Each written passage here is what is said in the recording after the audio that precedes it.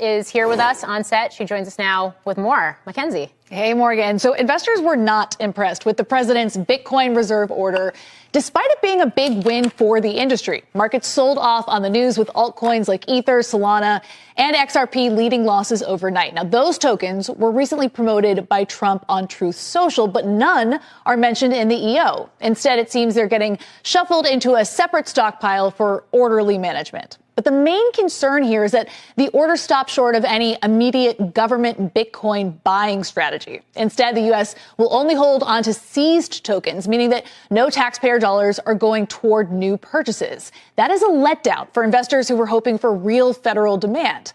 Now, that said, we just heard from White House AI and crypto czar David Sachs, who hinted at a possible Bitcoin buying plan only under budget neutral conditions. Take a listen.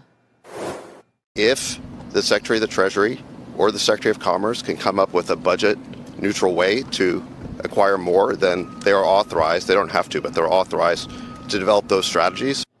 Now, all eyes are on the first ever White House crypto summit, where Trump is set to speak shortly to a room filled with industry heavyweights, including Brian Armstrong, Vlad Tenev, and Michael Saylor. Some are pushing for stablecoin policy, while others see crypto's future in tokenizing private markets and putting trillions in equity on chain.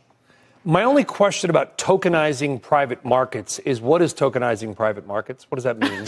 Well, this is actually something that Vlad Tenev has been pushing for quite a while now, because there is an appetite with Robinhood's customers, which essentially is everyday customers. Because of SEC rules limiting private markets to accredited investors, they can't get exposure to a SpaceX or to a Stripe, for example. And so by putting that on chain, which would require some sort of congressional adjustment, something in a market infrastructure bill, they would finally be able to get that, democratize the private markets.